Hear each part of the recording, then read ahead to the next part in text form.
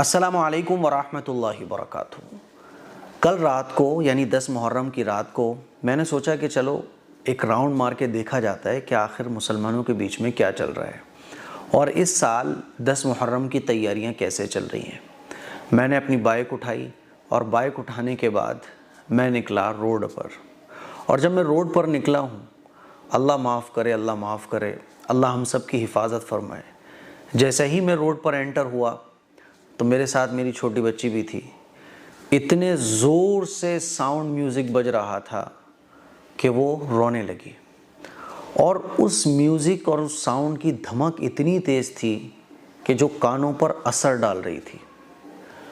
جب میں نے دیکھا تو آپ یقین مانیں کہ بہت لمبے ایریے میں وہ ساؤنڈ میوزک لگا رکھا تھا، اور پھر اس پر یا حسین، حسن حسین اور طرح طرح کی ساؤنڈ والی قوالیاں، میوزک والی نعتیں بجائی جا رہی تھیں، اور نوجوان آگے کھڑے ہوئے تھے اور یہ سمجھ رہے تھے کہ اصل دین کا کام وہی کر رہے ہیں۔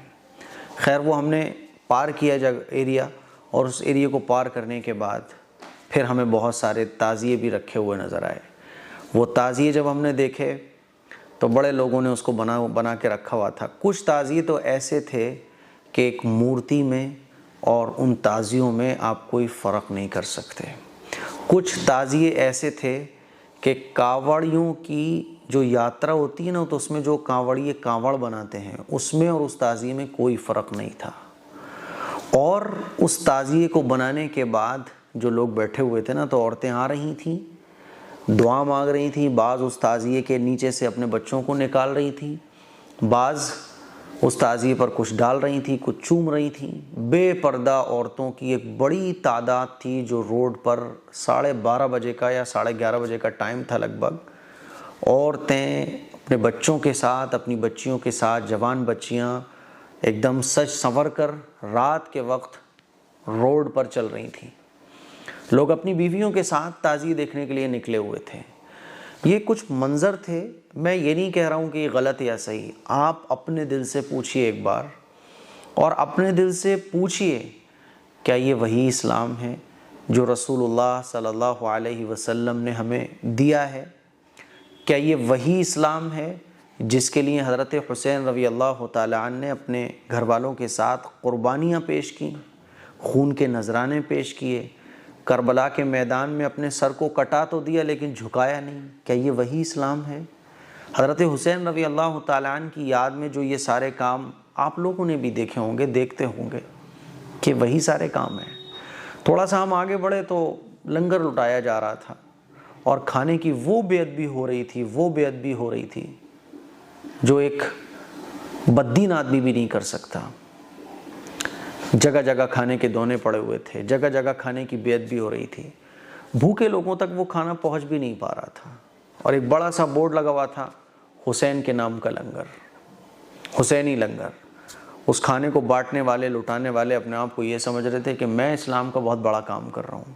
ذرا دل سے پوچھئے گا، کیا اس طرح سے کھانا کھلانا، اس طرح سے لوگوں کو یہ جو آپ بانٹتے ہو، کیا یہ رسول اللہ صلی اللہ علیہ وسلم کی تعلیمات کے مطابق ہے؟ ایک بار اپنے دل سے پوچھئے گا ضرور۔ پھر صبح کو جب میں فجر کی نماز کے لیے نکلا تو میں نے دیکھا کہ تعزیوں پر بیٹھے ہوئے لوگ سو رہے ہیں، بعض لوگ بیٹھے ہوئے جھوم رہے ہیں، اور جب میں مسجد پہنچا تو مسجد خالی تھی۔ عشاء کی نماز میں بھی اتنے لوگ نہیں تھے جتنے ایک تعزیے پر بھی موجود ہوتے ہیں۔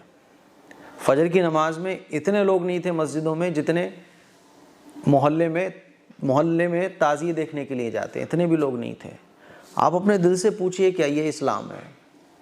اور پھر تعزیوں کے آگے کتنی ساری ایسی خبریں سننے کو ملی کہ تعزیے میں کرنٹ آ گیا۔